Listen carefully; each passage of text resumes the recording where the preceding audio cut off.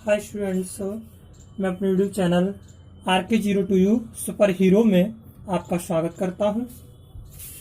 तो स्टूडेंट्स देखेंगे कुछ दिन प्रॉब्लम्स की वजह से जो है मैं क्लास नहीं ले पाया, लेकिन आज फिर आपके सामने में प्रस्तुत हो गया हूं। तो स्टूडेंट्स, मैंने आपको अपनी पिछली वीडियो में सरल मशीन तक बता दिया था। उसमें हम उत्तोलक के बारे में चल रहे थे, जिसमें हम बात करते हैं आज प्रथम श्रेणी के उत्तोलक। क्लियर? यानी कि बात करें तो उत्तोलक के प्रकार, उत्तोलक के प्रकार के बारे में बात करते हैं स्टूडेंट्स। उत्तोलक कितने प्रकार के होते हैं? तो यह 3 प्रकार के होते हैं। 3 प्रकार के होते हैं। क्लियर? उत्तोलक 3 प्रकार के होते हैं। नंबर 1 बात करें स्टूडेंट्स तो देखेंगे, नंबर 1 प्रथम श्रेणी। प्रथम श्रेणी के उत्तोलक, प्रथम श्रेणी के उत्तोलक के बारे में बात करेंगे। क्लियर? प्रथम श्रेणी के उत्तोलक स्टूडेंट्स, प्रथम श्रेणी के उत्तोलक की अगर हम बात करें तो कौन कौन से होते हैं इसके बारे में, तो इसमें क्या होता है स्टूडेंट्स, इसमें आलंब आलंब भार और आलंब भार और यानी कि शक्ति। क्लियर? शक्ति की बात करें, आलंब भार और शक्ति, इसको आयास बोलते हैं। आयास। क्लियर? के बीच में होता है। जैसे स्टूडेंट्स देखेंगे, जैसे कैंची है ना, और सड़सी, इसको सड़ासी बोलते हैं। सड़ासी गांव में सड़सी बोलते हैं। क्या बोलते हैं? सड़सी। हिंडोला है ना, हिंडोला यानी कि स्क्रू, इसको बोलते हैं शीशो बोलते हैं इसे, हिंडोला। क्लियर? शीशो, सी होता है, हाँ, शीशो। क्लियर? यानी कि कैंची, सड़ासी, हिंडोला, शीशो एंड झूला। और बात करें हैंड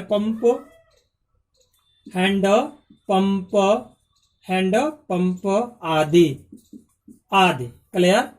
अब यांत्रिक लाभ एक से अधिक या कम हो सकता है। इसमें यांत्रिक लाभ एक से अधिक या कम हो सकता है। क्लियर? बात करें स्टूडेंट्स द्वितीय श्रेणी के उत्तोलक। द्वितीय श्रेणी के उत्तोलक, इसमें भार शक्ति और आलंब। क्लियर? भार शक्ति और आलंब के बीच में होता है।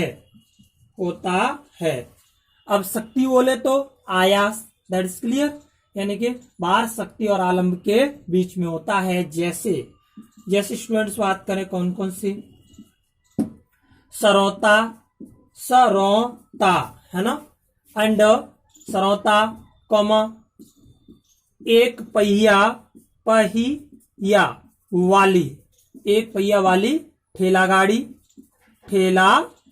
गाड़ी, एक पहिया वाली ठेला गाड़ी एंड नींबू निचोड़ने की मशीन। नींबू निचोड़ने वाली मशीन।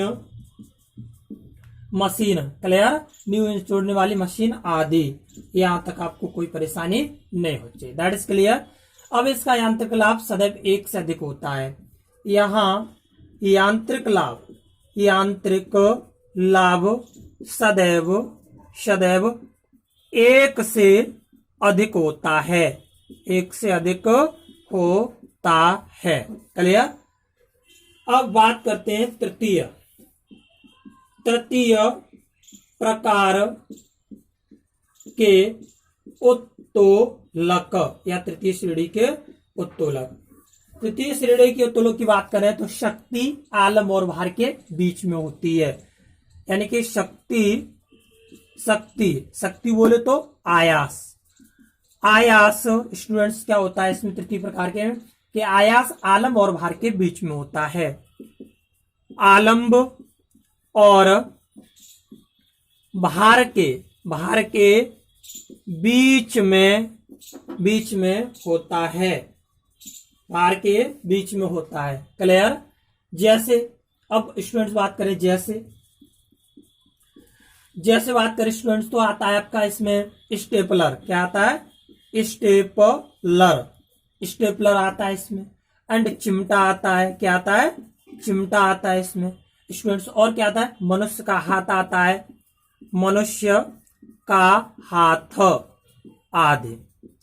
ये सब आपके क्या है तृतीय प्रकार के उत्तोलक के उदाहरण है। यहां तक आपको कोई परेशानी नहीं होनी चाहिए।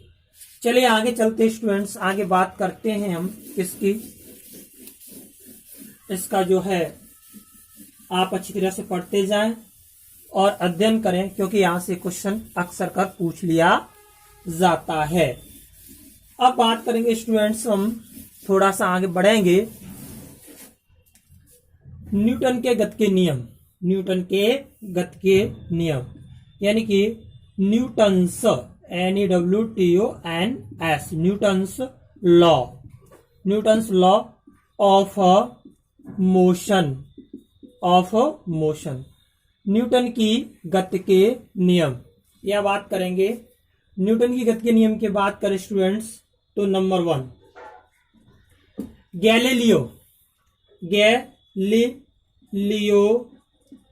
गैलीलियो एवं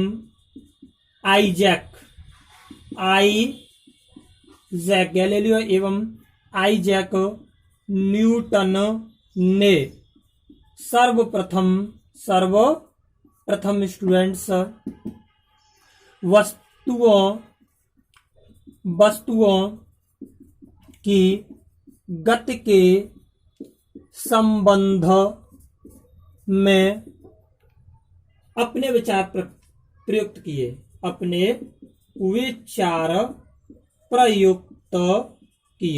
क्लियर, प्रयुक्त किए। यहां तक कोई परेशानी नहीं होनी चाहिए, दैट इज क्लियर।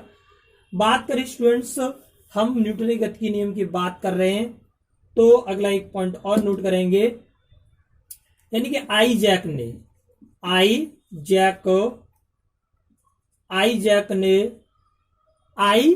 ने सन स्टूडेंट बात करें 1687 में अपनी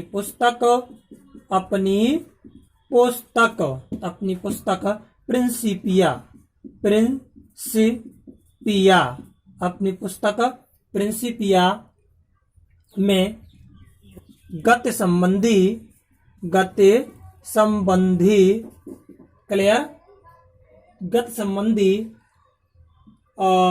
अपने विचारों के आधार पर गति के तीन नियम दिए या प्रस्तुत किए। नंबर 1 बात करें तो गति का प्रथम नियम,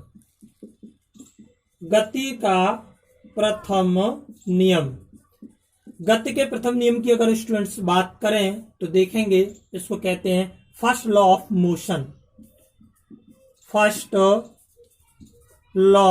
ऑफ मोशन, यानी कि गति का प्रथम नियम। स्टूडेंट गति के प्रथम नियम की बात करें तो इसमें उन्होंने बताया कि यदि कोई वस्तु ब्रह्मावस्था में है तो वह विरामावस्था में ही रहेगी, और यदि एक समान गति से सीधी रेखा में चल रही है तो वह सीधी ही चलती रहेगी जब तक कि उस पर कोई बाहरी बल लगाकर उसकी वर्तमान अवस्था में परिवर्तन न किया जाए। क्लियर? फिर से एक बार याद करेंगे कि यदि कोई वस्तु विराम अवस्था में है तो वह विराम में ही रहेगी, और यदि वह गतिक अवस्था में है तो समान गति से किसी सरल रेखा में गति कर रही है तो वैसी ही चलती रहेगी जब तक कि उस पर कोई बाहरी बल लगाकर उसकी वर्तमान अवस्था में परिवर्तन न किया जाए। इसी नियम को जड़त्व का नियम भी कहते हैं। इस नियम को क्या कहते हैं? न्यूटन गति का प्रथम नियम भी कहते हैं। क्लियर? इस गति की के कारण जो बात की गई वहां से शब्द एक निकल के आया, जड़त्व। तो इस गति का मैंने आपको डेफिनेशन बता दी। अब इससे संबंधित जो नियम थे उसके बारे में बात करेंगे। चाहे तो लिख लें, यदि कोई वस्तु विराम अवस्था में है, बात फिर से है, यदि कोई वस्तु विराम अवस्था में है तो वह विराम अवस्था में ही रहेगी।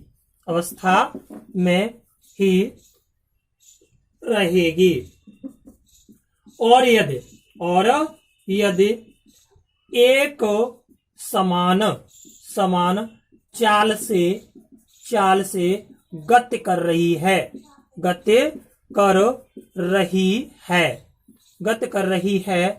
तो वह उसी चाल से गति करती रहेगी जब तक कि उस पर कोई बाहरी बल न लगाया जाए। क्लियर? यहां तक कोई परेशानी नहीं होनी चाहिए। इस नियम को जड़त्व का नियम भी कहते हैं। क्लियर? आगे स्टूडेंट्स बात करें, इसे जड़त्व का नियम भी कहते हैं। जड़त्व का नियम भी कहते हैं।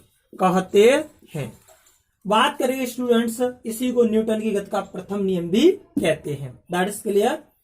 बात स्टूडेंट्स जड़त्व की करें तो जड़त्व क्या है? यहां शब्द आया जड़त्व। तो जड़त्व के बारे में आपको बता दूं कि यानी कि जड़त्व किसी वस्तु का वह गुण है जिसके कारण वह वस्तु बाहरी बल की अनुपस्थिति में अपनी नियत अवस्था बनी रहती है, अर्थात परिवर्तन का प्रतिरोध करना ही क्या कहलाता है? जड़त्व कहलाता है। और जड़त्व की माप द्रव्यमान है। That is clear? अर्थात कह सकते हैं कि भारी वस्तु का जड़त्व अधिक और हल्की वस्तु का जड़त्व कम होता है। That is clear? यहां तक आपको कोई परेशानी नहीं होनी चाहिए। अब जड़त्व के नियम से प्राप्त बल की अगर परिभाषा अगर हम निकालें स्टूडेंट्स तो क्या निकलेगी? यानी कि बल वह बाहरी कारक है जो किसी वस्तु की प्रारंभिक अवस्था में परिवर्तन करता है या परिवर्तन करने की चेष्टा करता है। That is clear? अब बात करेंगे जड़त्व के नियम के दैनिक जीवन में प्रेक्षण। अब जड़त्व के नियम के क्या है स्टूडेंट्स? यानी कि न्यूटन की गति के प्रथम नियम। जड़त्व का नियम मतलब प्रथम नियम। तो प्रथम नियम के बारे में बात करेंगे, इसको मैं साफ कर रहा हूं, देखेंगे स्टूडेंट्स क्या है।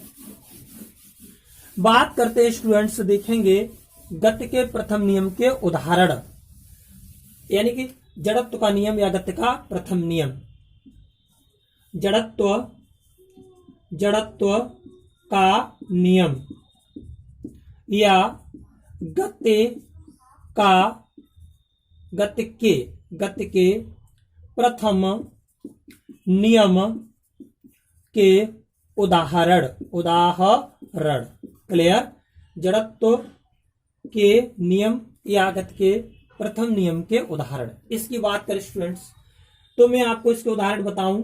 चलती हुई ट्रेन या बस से उतरने वाले व्यक्ति को थोड़ी दूर तक उसी दिशा में दौड़ना पड़ता है। That is clear? तो लिखेंगे चलती हुई ट्रेन या बस स्टूडेंट्स। चलती हुई ट्रेन या बस से उतरने वाले चलती हुई ट्रेन या बस से उतरने वाले व्यक्ति को थोड़ी दूर तक उसी दिशा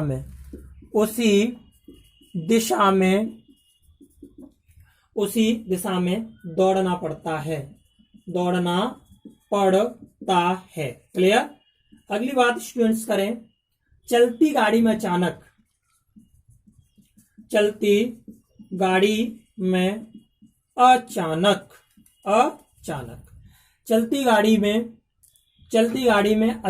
ब्रेक लगने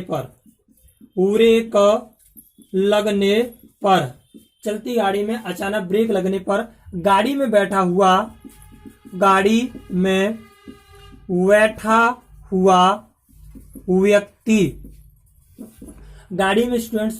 व्यक्ति अचानक आगे की ओर झुक जाता है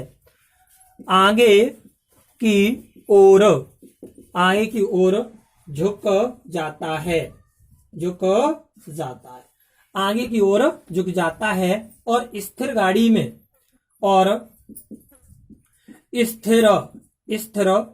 गाड़ी क्लियर के एकाएक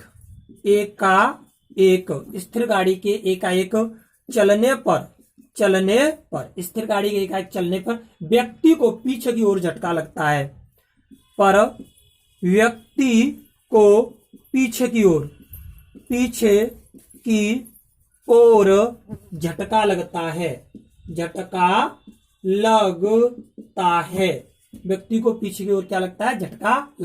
दैट इज क्लियर।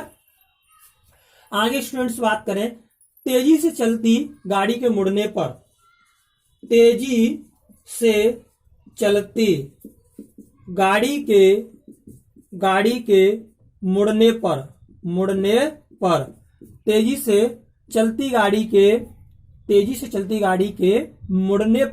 उसमें बैठा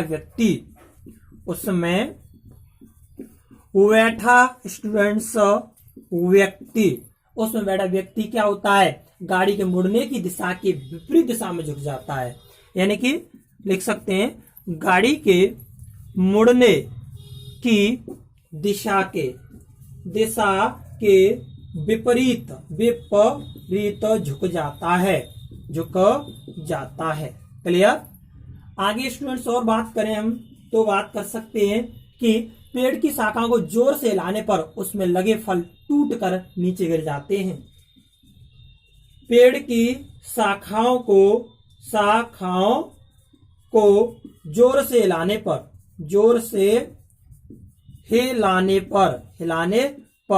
उसमें क्या कहते हैं, उसमें लगे जो फल होते हैं, टूट कर गिर जाते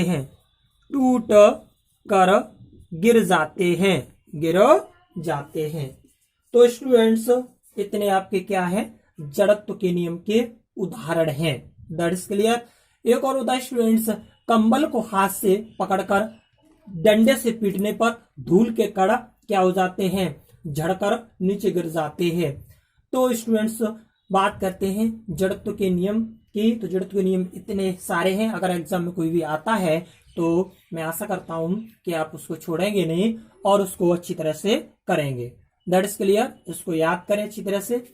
अगले नियम की बात करते स्टूडेंट्स। तो स्टूडेंट्स मैंने आपको यहाँ तक बताया, यहाँ तक कोई परेशानी आपको नहीं होनी चाहिए। चलिए अपने अगले जो है नियम की बात करते हैं। अब हम करेंगे दूसरे नियम की, किसकी, द्वितीय नियम की, गति के द्वितीय नियम। गति के द्वितीय नियम को अगर हम पढ़ें उसके बारे में, तो उससे पहले हमें संवेग के बारे में सीखना होगा। That is clear. चलो फिर भी देखते हैं स्टूडेंट्स क्या है, मैं आपको बता दूं।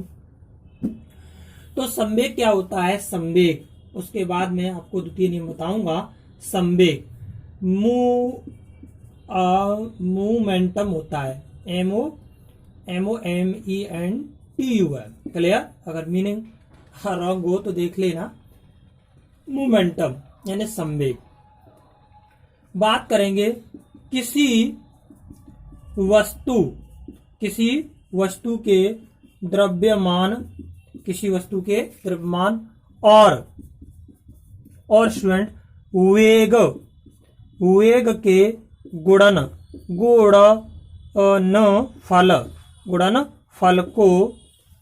को उस वस्तु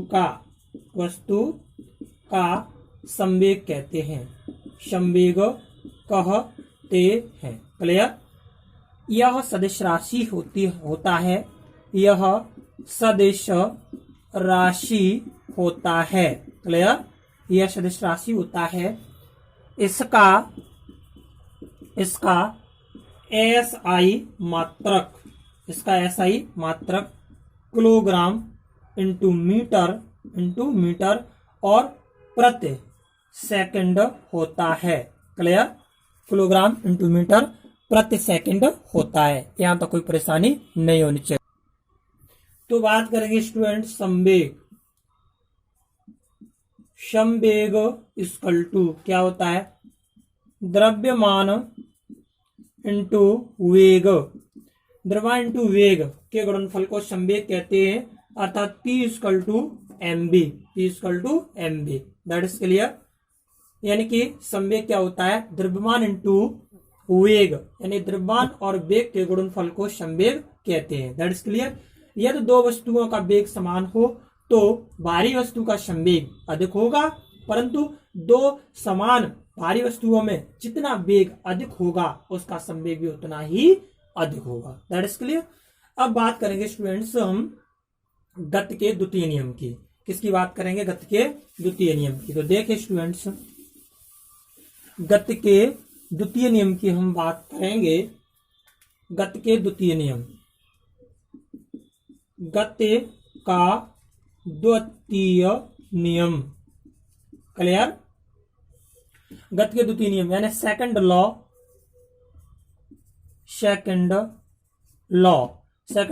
ऑफ मोशन, इसकी बात करेंगे स्टूडेंट्स। तो गति का द्वितीय नियम क्या है? किसी वस्तु के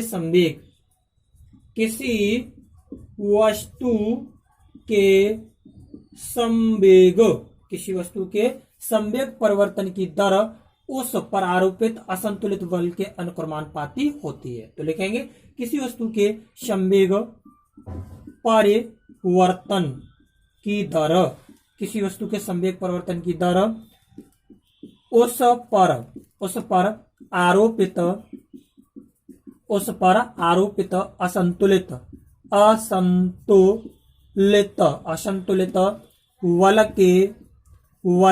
के कैसी होती है? अनुक्रमानुपाती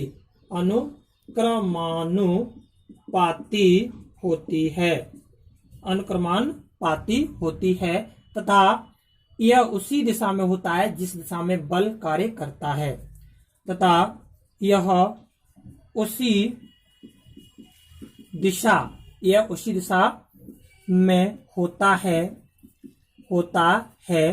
दैट इज क्लियर, जिस दिशा में बल कार्य करता है, जिस दिशा में बल कार्य करता है,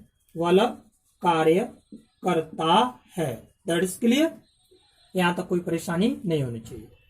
अगर बात करें स्टूडेंट्स, तो माना कि m द्रव्यमान की कोई वस्तु u प्रारंभिक वेग से सीधी दिशा में चल रही है, ठीक है।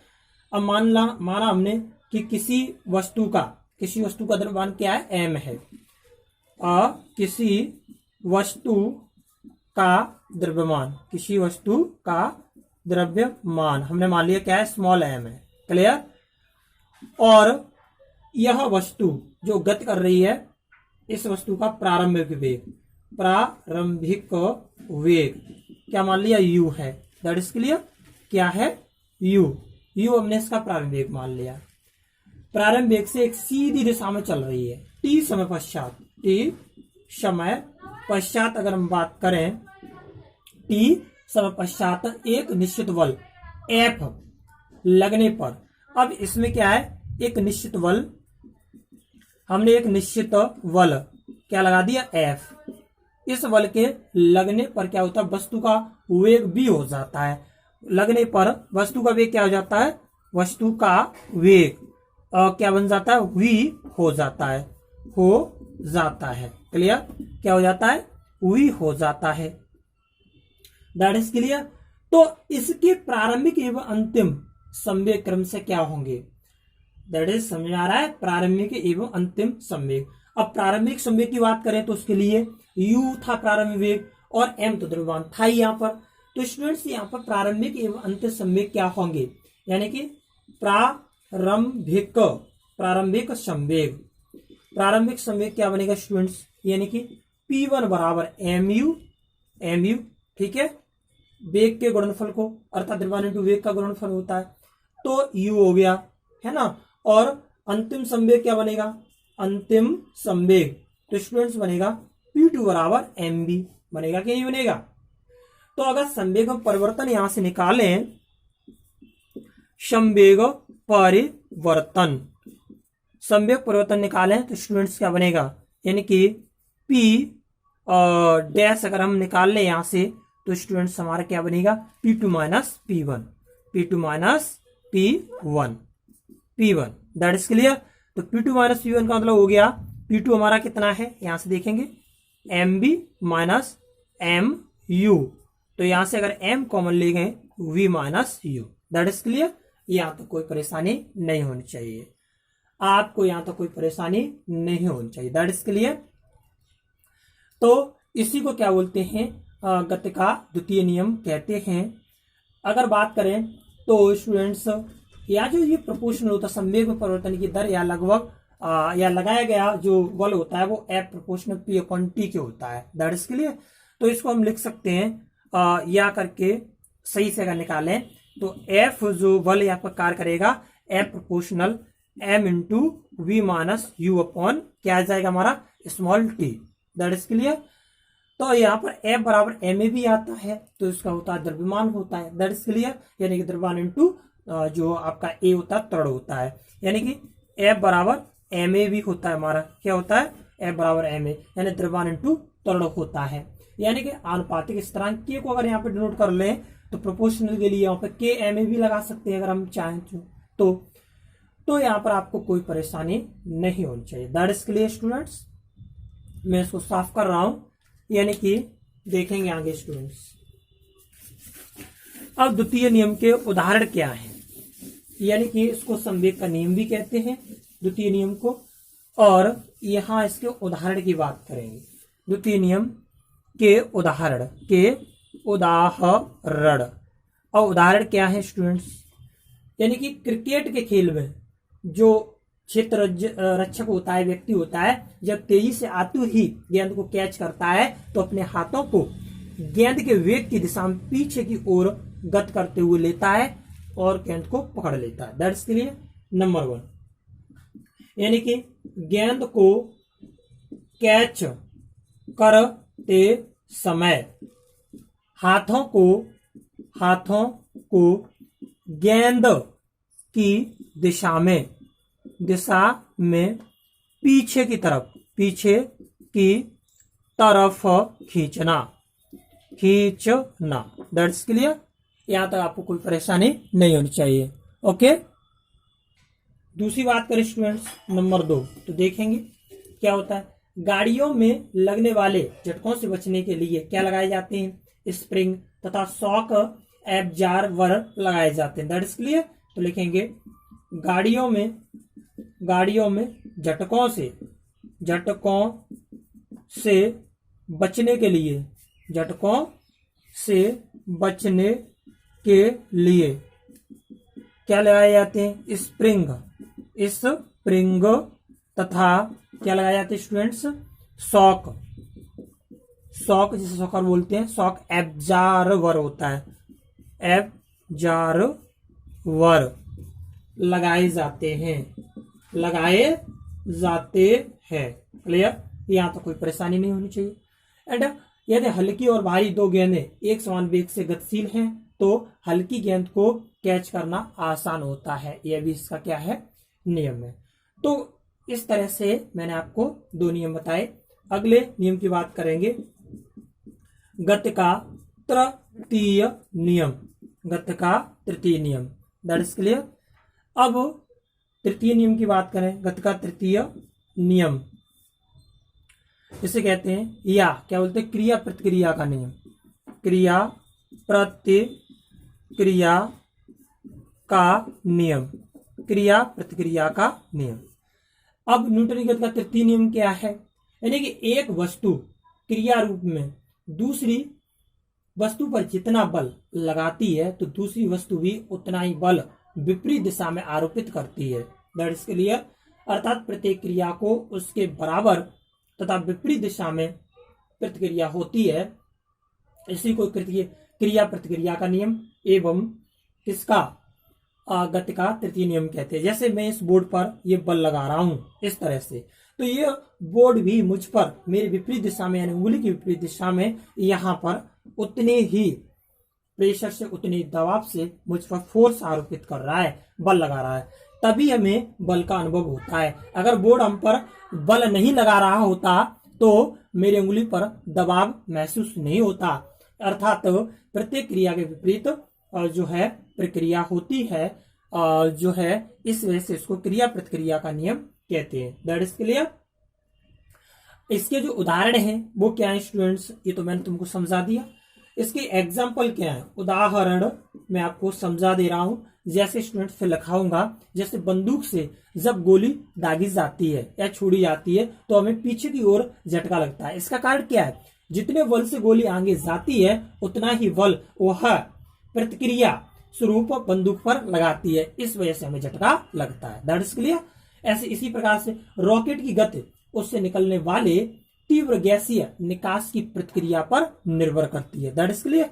नाव को जल में चलाते हैं, जब नाव को जल में चलाया जाता है तो उसको चलाने के लिए स्टूडेंट्स चप्पू से जल को पीछे की ओर धकेला जाता है। That is clear. पीछे की ओर ऐसे करें चप्पू से और जल को इस तरह से क्या किया जाता है, धकेला जाता है। तो यहाँ पर क्या स्टूडेंट्स, यहाँ पर हम बात कर रहे हैं क्रिया प्रतिक्रिया की। अर्थात तो जिस तरह से उसको ऐसे पानी को पीछे को धकेलते हैं तो पानी भी उसके विपरीत दिशा में इस तरह से क्या करता है, उस बोट पर बल लगाता है और बोट आगे को बढ़ जाती है। That is clear. हम अपने घर अपनी अगर बात करें स्टूडेंट्स, हम अपने भार को जो अनुभव करते हैं वह भी क्रिया प्रतिक्रिया के नियम पर ही आधारित है। जैसे हम कहीं पे बैठे हुए हैं तो अब हमारा वजन, हमारे जो शरीर का जितना वजन हमारे पैरों की सहायता से जमीन पर लग रहा है तो जमीन भी उतना ही बल हम पर आरोपित कर रही है। इस वजह से हमें भार की अनुभूति होती है। तो इसी को हम क्या कहते हैं, क्रिया प्रतिक्रिया का नियम, अर्थात न्यूटन की गति का तृतीय नियम कहते हैं। आपको कोई परेशानी नहीं होनी चाहिए। Thank you class, best of luck.